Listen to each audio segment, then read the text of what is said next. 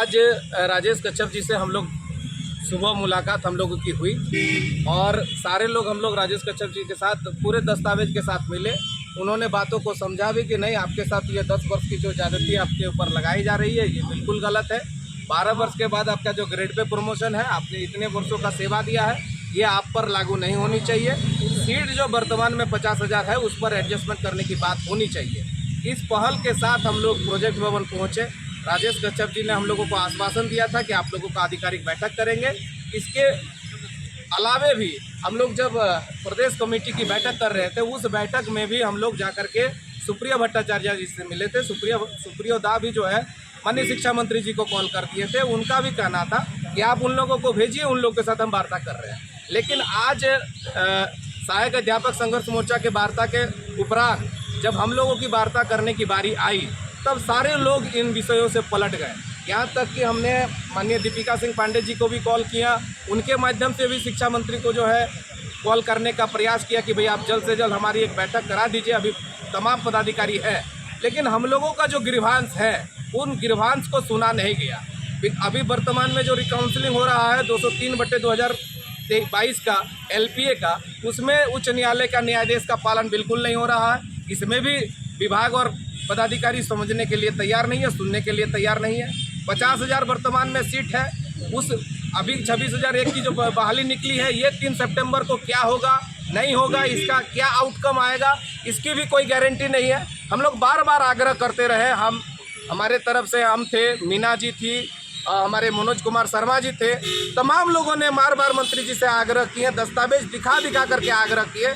मंत्री जी ने कहा कि ये जो है हाउस का मैटर है, ये हाउस में जाएगा। लेकिन हम लोग बार बार समझाते रहे कि ये हाउस का मैटर नहीं है, ये कैबिनेट का मैटर है। और नियमावली में लिखा हुआ है कि इस नियमावली को धरातल पर पेश करने के लिए अगर इस पर कुछ संशोधन करने की आवश्यकता पड़ेगी तो उस पर संशोधन किया जा सकता है और वो इस नियमावली का अंग बनेगा।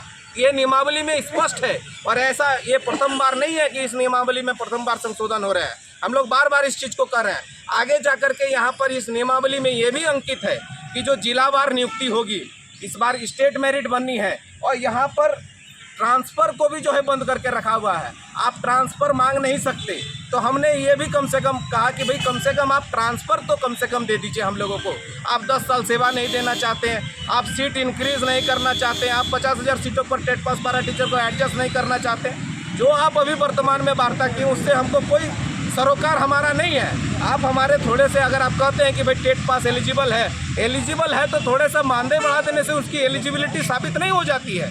आपके पास 50,000 सीट है, उन 50,000 सीट पर 25,000 जो हमारे लिए आरक्षित पद है उस पर आप हमको समायोजन करिए।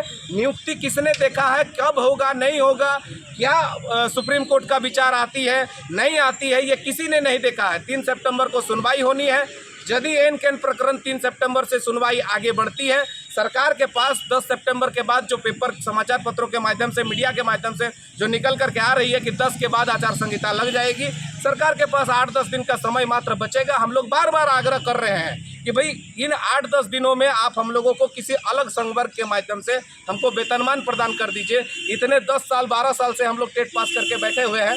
तमाम साथी हम लोगों ने इतना प्रयास किया, यहाँ तक कि हमारी राजेश कच्छप जी के साथ झड़प भी हुई। उन्होंने कहा कि नहीं 62,000 को सुना गया है, तो 62,000 को आपने कहाँ सुना है? टेट पास पारा टीचर जो 13,000 की संख्या में है, उनका प्रतिनिधि वहाँ कितने संख्या में थी? आप बताइए, उनका प्रतिनिधि कितने संख्या में थे? संजय कुमार दुबे जी जो थे वो महासंघ के अध्यक्ष के रूप में थे, वो टेट का रिप्रेजेंटेटिव नहीं थे।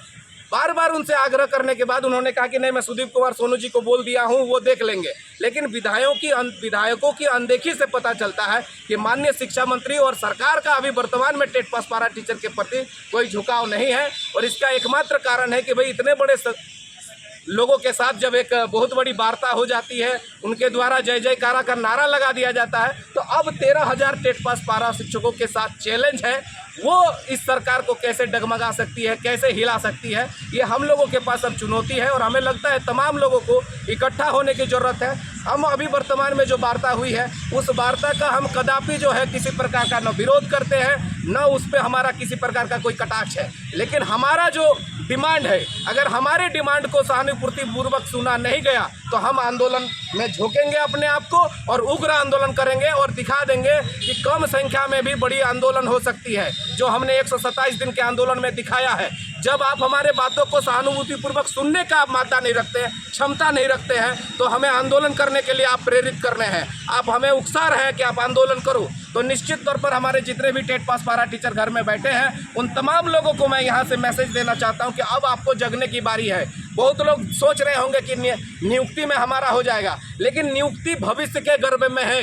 नियुक्ति अभी पूरी कंफर्म नहीं है, जैसा कि हम लोगों को भी पदाधिकारियों के माध्यम से पता चला कि 3 तारीख को क्या आउटकम होगा उसका कोई नहीं देखा है, क्योंकि विज्ञापन और नियमावली दोनों में बहुत ज़्यादा विरोधाभास है।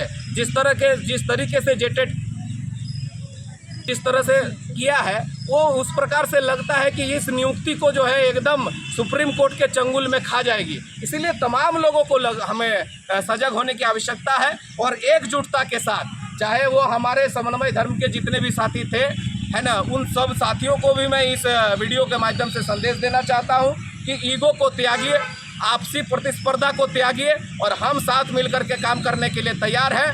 कदम से कदम मिलाकर के सभी लोगों को चलना है। हमारे मनोज शर्मा जी भी, जो दूसरे हमारे जो सहयोगी दल है, उनसे मनोज शर्मा जी भी उपस्थित है, आप उनकी भी राय लीजिए। हम लोगों ने उनसे भी आज संपर्क किया कि हम लोग दोनों साथ में जाएंगे। मिलने जब हम जाएंगे, क्योंकि जो ये अंतिम जो क्षण था उस समय हम लोगों ने कहा कि अलग अलग हम लोग नहीं जाएंगे, हम सरकार को नहीं दिखाएंगे कि हम अलग हैं। भले किसी कारणवश हमने अपना अलग राह पकड़ा था, लेकिन सरकार के सामने, विभाग के सामने हम लोग एक होकर के अपने आप को रिप्रेजेंट किया है।